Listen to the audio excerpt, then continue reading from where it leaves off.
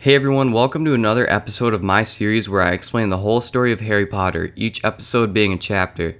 Today's episode is Harry Potter and the Philosopher's Stone, Chapter 2, The Vanishing Glass. Feel free to leave a like and subscribe if you end up enjoying the video, and now let's get into the story of Harry Potter.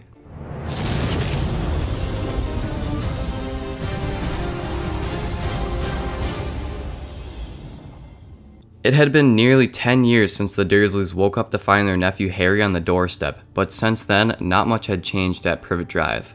Inside their house looked exactly the same, except the pictures which were before of baby Dudley were now of a much older Dudley. But nothing about the inside of this house would have made you think that another boy lived there.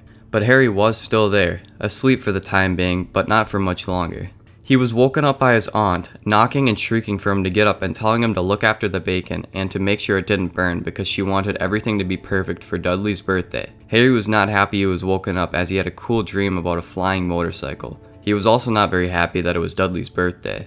He got up and left the cupboard under the stairs, which is where he slept, and the first thing that he saw was a very large amount of presents that Dudley had received. Harry is then described. He is described as a very skinny boy with untidy black hair and green eyes, who wore extremely baggy clothes that didn't fit him, and a pair of round glasses held together by tape due to all the times that Dudley had punched him. Harry's favorite thing about his appearance was the lightning-shaped scar on his forehead that his aunt had told him he got in the car crash that killed his parents.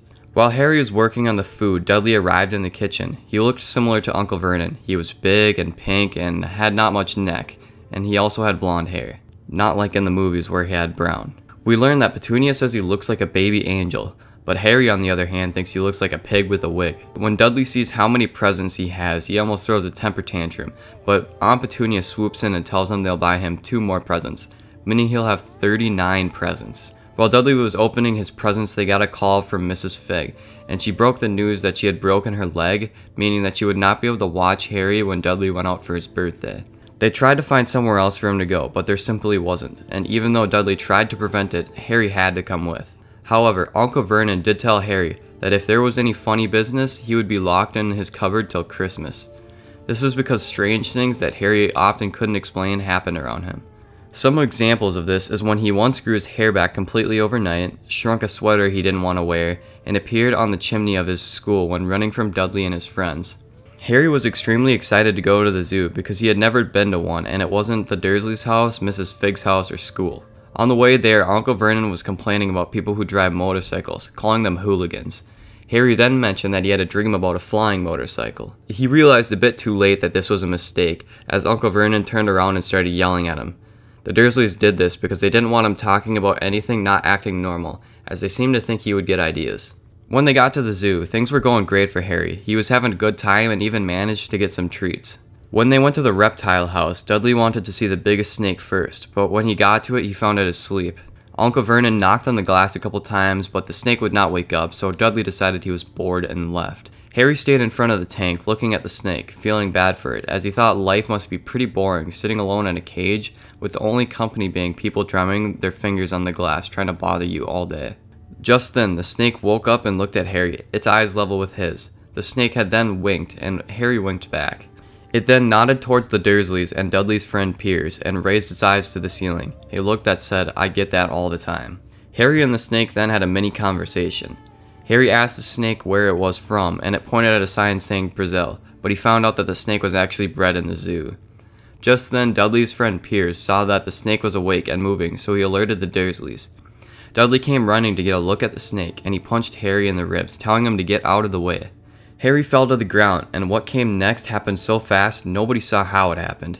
1 second, Piers and Dudley were leaning up against the glass, staring at the snake, and the next, the glass had disappeared. The snake then left the cage, causing all the people in the reptile house to scream and run. On its way out, Harry swore he heard it say, "Brazil, here I come.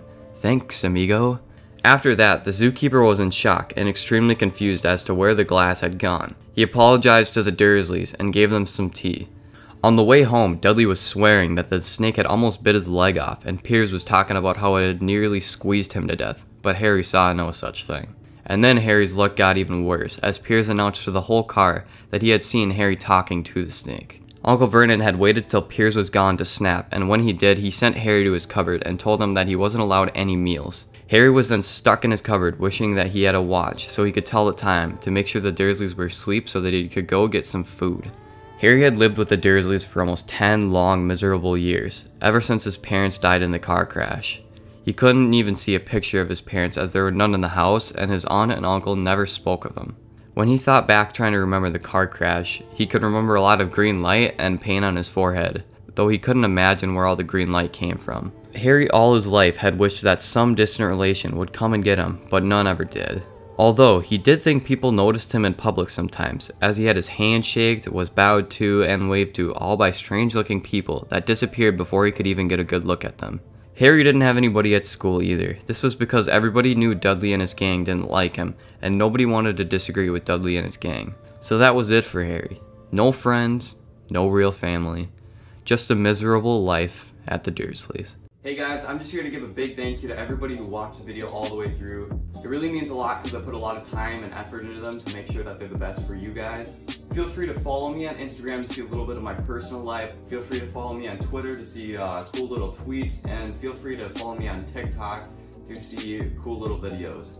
If you did enjoy this video, also feel free to subscribe to the channel, leave a like on the video, and maybe leave a cool little comment. And with all that being said, thank you again for watching, and I will see you in the next video. My kitty says goodbye.